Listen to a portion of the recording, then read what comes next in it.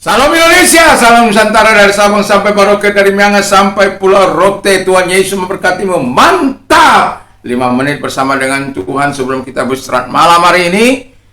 Biarkan kita mendengarkan firman Allah dan mari kita berdoa terlebih dahulu. Terima kasih Tuhan, tindakan iman kami berdasarkan pada kebenaran-Mu. Dalam nama Yesus kami bersyukur dan berdoa. Haleluya. Amin. Tema kita adalah tindakan iman. Ya. Di dalam 2 Petrus 1 ayat yang kelima sampai dengan ke-7, tapi saya akan bacakan ayat yang kelima saja. Justru karena itu kamu harus dengan sungguh-sungguh berusaha untuk menambah kepada imanmu kebajikan, dan kepada kebajikan pengetahuan, dan seterusnya dan seterusnya.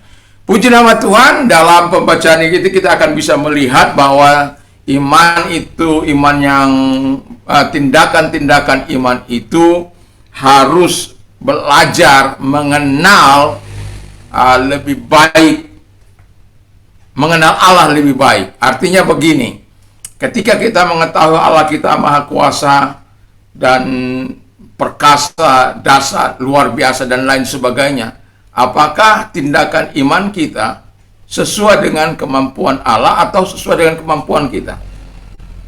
Dan itu sebabnya kita perlu mengenal kemampuan Allah sehingga kita tahu bagaimana melakukan tindakan iman di dalam Allah, karena bagi Tuhan tiada ada yang mustahil. Yang kedua, dikatakan tumbuh kembangkan kesabaran. Jadi kalau engkau beriman, percaya akan sesuatu, berdoa, kamu tidak bisa atau kita tidak bisa memaksa Tuhan. Kita harus sabar kapan Tuhan mau jawab, tetapi kita harus terus bersabar, berdoa, terus kita lakukan dengan tekun, karena kita tidak tahu kapan Tuhan menjawab. Tapi yang jelas, Alkitab mengatakan bahwa ada di mana Tuhan melakukan hal-hal yang besar, tiba-tiba Allah melakukan. Itu sebabnya ketika kita berdoa pagi-pagi, saya mau katakan, saya bukan orang yang super sabar, bukan. Tetapi saya belajar untuk menantikan sesuatu yang dari Tuhan. Dan bertekun terus berdoa yang berdasarkan pada iman yang saya percayai. Dan itu perlu ditumbuh kembangkan kesabaran supaya kita tidak memaksakan kehendak kita, tapi justru menantikan sesuatu yang manis, yang indah dari Tuhan. Yang ketiga, lakukan kehendak Allah dalam hidup ini. Jadi kalau tindakan iman kita mau melihat hasil yang luar biasa, jangan berlaku dengan hal-hal yang tidak dikenan oleh Tuhan, tapi bertindaklah sesuai dengan apa yang dikehendaki oleh Tuhan.